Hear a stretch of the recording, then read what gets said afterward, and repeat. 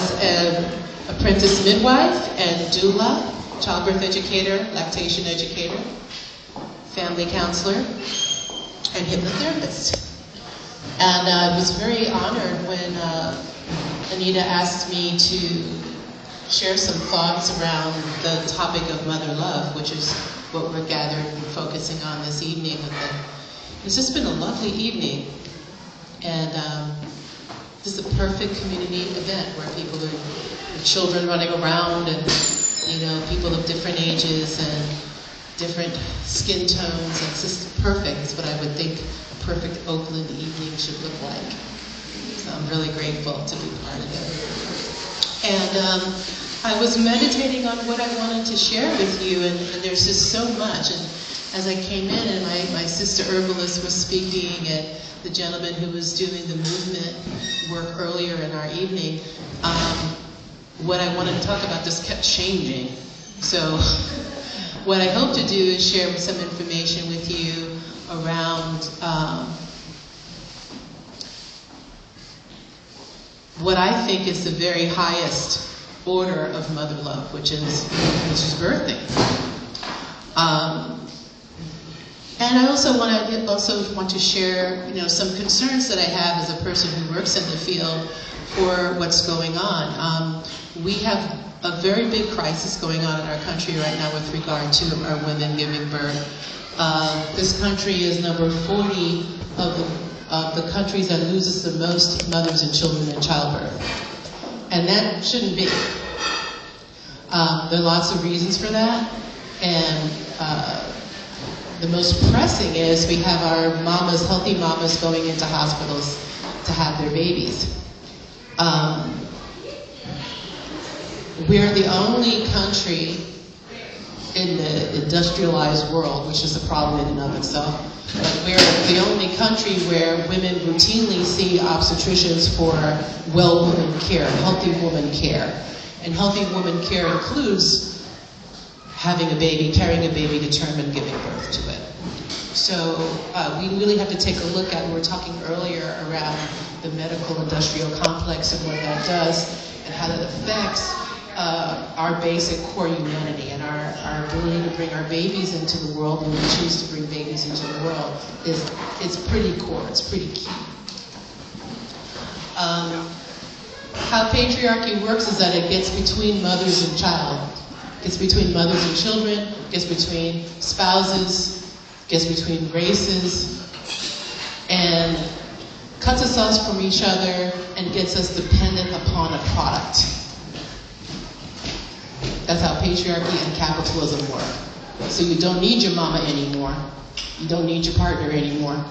You don't need your girlfriend anymore. You got Facebook, or you got a pill, or you got something that you can buy that stands in the stead of those things. And what happens is we start to just kind of die.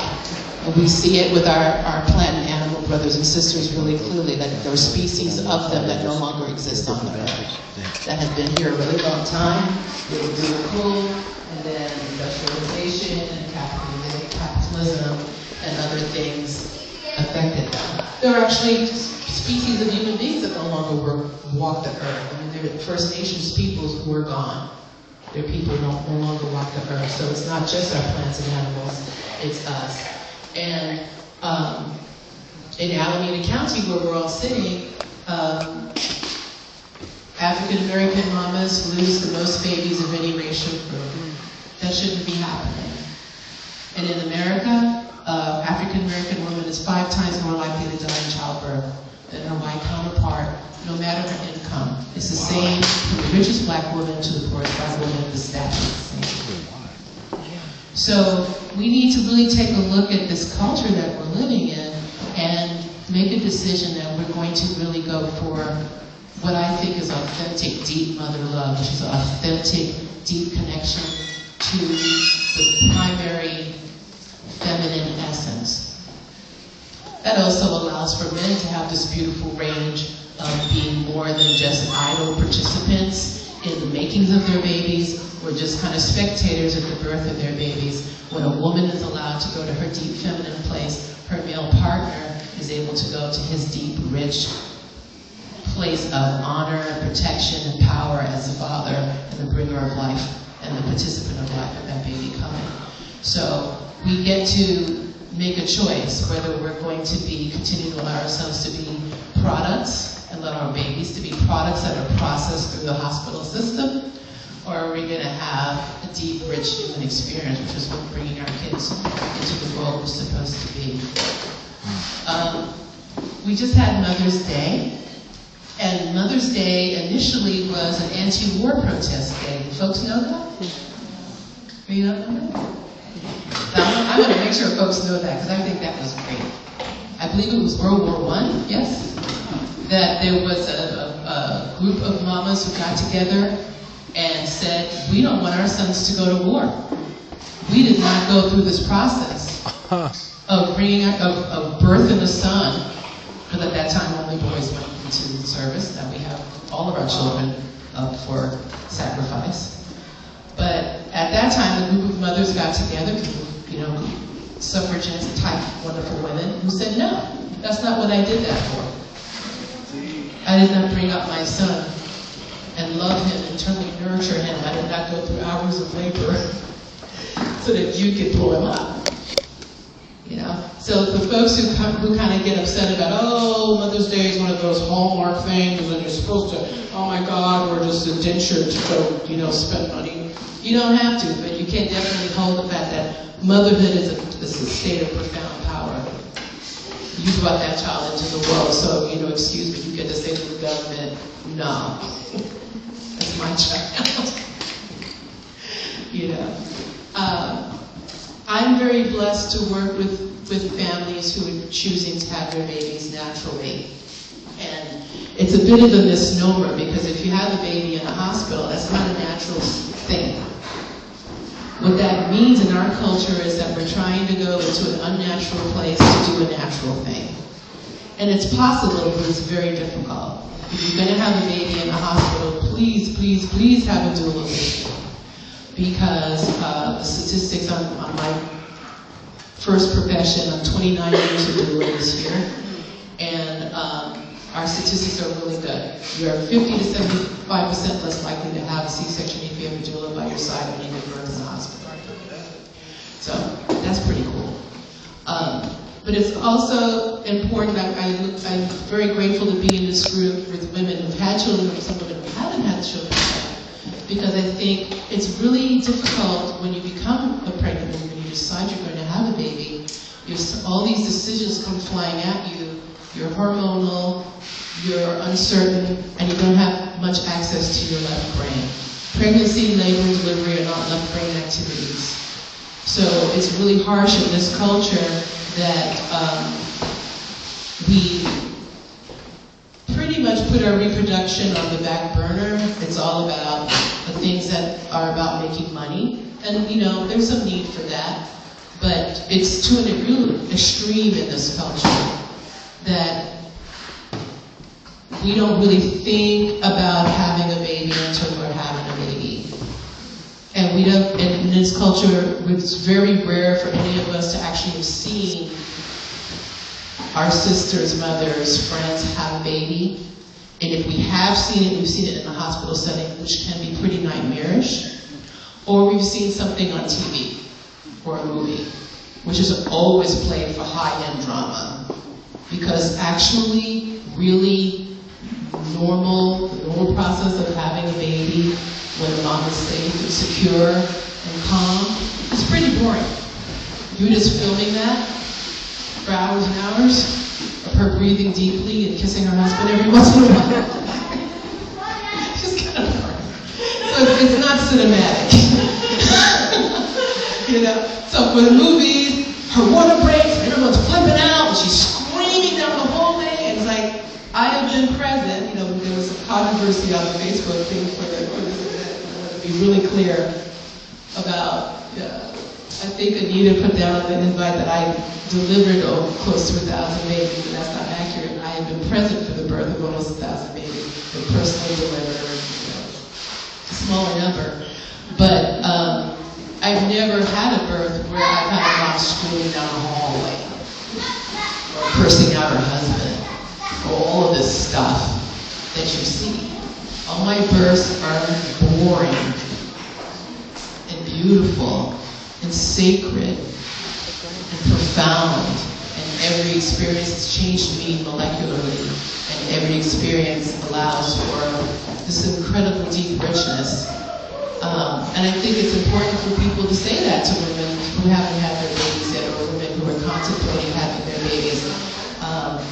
There's just so much cultural fear. I was reading a statistic recently that was saying that women fear birth now more than at any time in the history of human women in this country. Women are terrified of it. And so when doctors approach you, their attitude and their training is they have read every worst case scenario known to man. They have learned and studied stuff that will probably never happen in their lifetime as a doctor. And they are looking at the pregnant woman like she is a problem to be solved, or she's about to explode, and they are the one to, get in there like, the people who disengage minds so they don't blow up. That's their attitude. She's about to explode, and what can I do to prevent that? So I want to be the one to share with women that it doesn't have to be like that, that normal pregnancy, a healthy woman having a baby is not a sick person. Generally speaking, unhealthy women don't get pregnant. Generally speaking. The most important thing that you can do is to make sure that you're well fed, you're well cared for, you have shelter, hopefully a partner who's down for the fact that the baby is coming. That's very important psychologically. And a community that is willing to be by your side, help you, love you, nourish you, cherish you, in that way that Indigenous people know that women need. Indigenous folks, First Nations folks talk about how pregnant women should walk in beauty. They should walk in beauty. They should see beauty. There should be beauty all around them. And it seems like such a simple thing, but it's also really hard to get in our culture. So I would love to put out words of, being conscious of our pregnant sisters, reaching out our hands to them, offering what you can to support her. Statistically, in this culture, she's in a dangerous place, not because she's pregnant, but because she doesn't have support. Would you?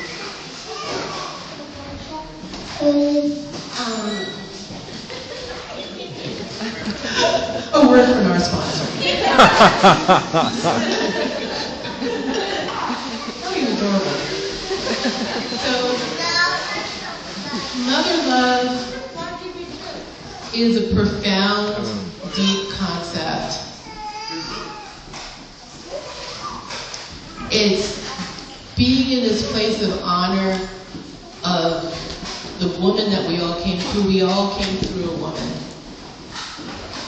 And if we are women, inside of us are the cells of the babies that we will have, or babies that we won't have, but the cells are still there.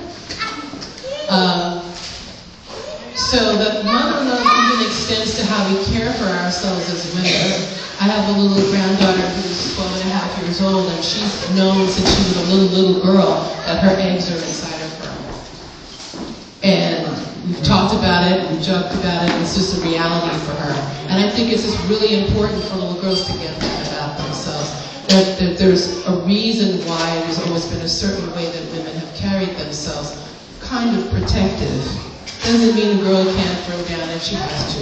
Doesn't mean that she's weak. Doesn't mean she's dependent. But it does mean that she's the guardian of more than just herself. That she's walking 2 generations. And that's beautiful. And we have cultures that respected that. And, it's not about, being less than. It's actually about being supreme. And that the woman's being supreme doesn't mean that the man is not supreme. It's not a fight between the sexes for domination and supremacy. you know.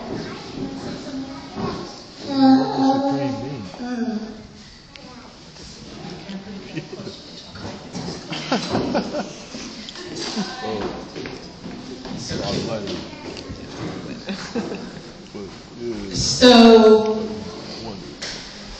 mother love begins at that primary elemental place of deep nurturing and deep awareness of the amazing specialness of our humanity. And once we get that, we can pass that on, share it with the people that we love. And once we get that, it becomes easier when we choose to be mothers to sit and be in that place of allowing that new life to grow inside of us. I watch my mamas really struggle with that because we are raised up in this culture where you have to be doing something. You have to be producing something that has a monetary value, otherwise it's not important.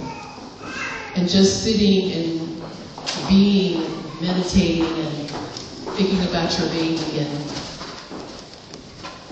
imagining its sweet little face and asking it its name, all those things that actually are really important. Mama-baby bonding begins with the baby and inside of mama. The baby's not just a person after it's born. The baby's doing things inside of mama, and the two people are in communication for the whole time of the pregnancy. You know? So, but if you give into that, then you have a boss that's tripping, because you've got to be at work 8 hours a day. So where do you make the time to sit and do this important thing that's bonding with your child? Hard to do. A lot of my work is giving women permission to just be human beings, to just feel those wonderful weepy feelings because you're full of hormones. Feel authentically frightened because, you know, it is a rite of passage to give birth. It's a shamanic journey to give birth. All male rites of passage was patterned around what men saw women go through in birth. So there's always an element, there's something involving blood, and there's something involving, like, this is pretty deep. What I can imagine being the first man who really watched that happen. It's like, wow. That's pretty intense. And as women go through that amazing shamanic journey, it's really important for them to get that the universe loves them. The Mother Goddess and the Father God loves women, and that the system is set up for the survival of mothers and the survival of babies. And that everything that we go through in that process, even if it is painful, it doesn't always have to be painful. I think we need to develop more words in the English language. There's not enough words to express what that experience could be. Well, a lot of experiences can be, you know.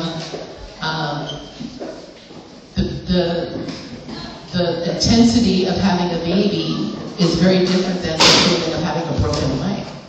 But we use the same word for it, so something's off there. I've been blessed to birth 3 children, and I can't say that I felt pain. I mean, I've had a broken leg, so I know what that felt like. And I know what it felt like to have my sons, and it was amazingly intense and soul-expanding experience. But it wasn't pain.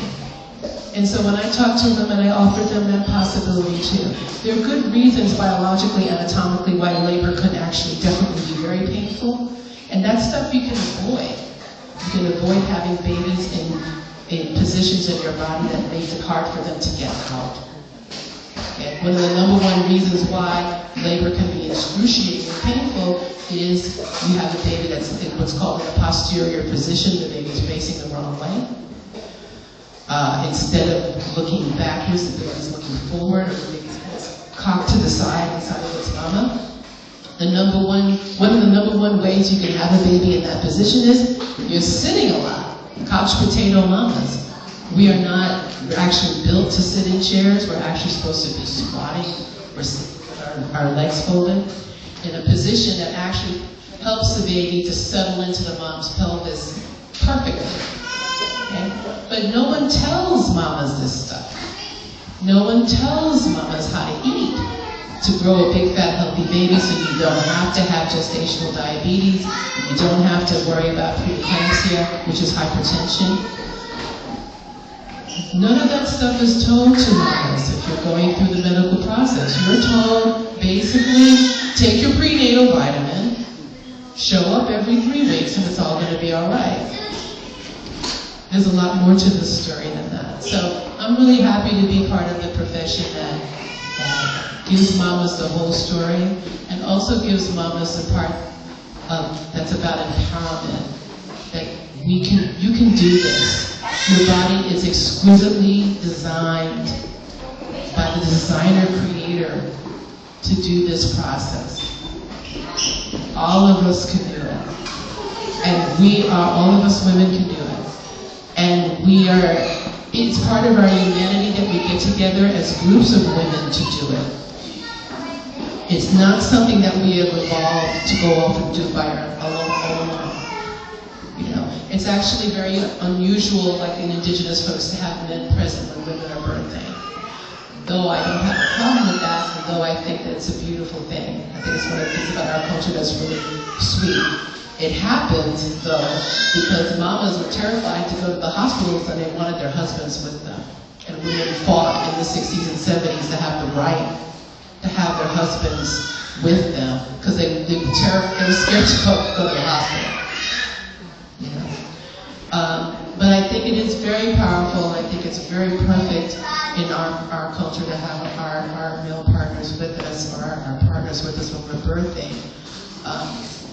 And to remember that our energy as women tends to come from being with our sisters, and being in a circle of women who are channeling love and respect and power for what's happening in front of them. And not viewing it in this kind of a cookie cutter thing, product that's coming out of a conveyor belt, which unfortunately, because of the way hospitals are set up, that's kind of the way it becomes. Like, we want the women to be through the rooms as quickly as possible. We want to get these products out and produced. I have my shift, and I want to get all this stuff done within my time of my shift, so I can do all my paperwork and I can go home to my family. And there's very little room for the fact that, there's a miracle happening here. Like, this is a miracle. This is a new human being coming to consciousness outside of his mother's body. It had a consciousness inside of Mama, and now it is coming in to an even deeper, greater consciousness, and it's becoming part of our community. This little person is becoming part of our tribe. And where is the time and the space to just glory in that? Instead of all that glory and honor, we're just terrified. And so I want to just remove that, I say to my students all the time, God's not stupid. Why would God invent a process that is so treacherous and dangerous for the procreation of a species? God's not stupid. And we women are not stupid. Partners are not stupid, and our bodies for sure are not stupid. Women in comas deliver vaginally. Perfectly. Why? Because she's not thinking. It's a sad scenario. That's not a pretty story. But we can, with all the horrible stories that we've seen, and sometimes, we are our worst enemy about that. Women will get to a pregnant woman and feel compelled to walk up to her and tell her about her Aunt Tilly, who suffered for 99 hours trying to give birth. It's like, why do you do that? Why do you do that? Part of why we do that is because that's one of the signs of trauma. The person who needs to tell the horrible story was traumatized by that story. And so, in our very broken way of trying to heal, we end up hurting somebody else. Part of getting over a horrible event is being able to talk and talk and talk and talk about it. And where do you get to sit and talk about birth in this culture without people looking at you like you're weird? I'm very fortunate that I have a job that I can talk about birth all the time. My poor family is like, oh my God, Mom, please. I have 5 sons, so they're kind of like, oh my God. Yes, Mom, I know about placentas. We don't want to talk about it. But one of my high water marks as a mother was overhearing a conversation between one of my sons. He was on the phone talking to a friend of his. His friend's girlfriend was expecting, and my baby said, he was about 19 at the time, he said, oh man, you don't want her to get that epidural. That's going to mess her up. And I was like, yes! So I think it's really important for us to spread the good news about this process. And firstly, we don't need to be having babies until we're ready to have them.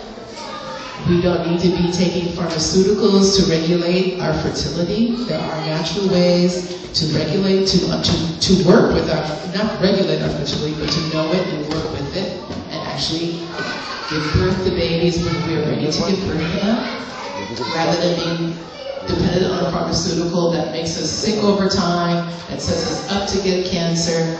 I'm really happy my sister herbalist mentioned briefly the thing with Angelina Jolie. I've been on the warpath all week about that. Everybody's running around talking about how wonderful it is that this woman removed healthy body parts and made, $3,000 for some doctors, as opposed to talking about how we can prevent cancer.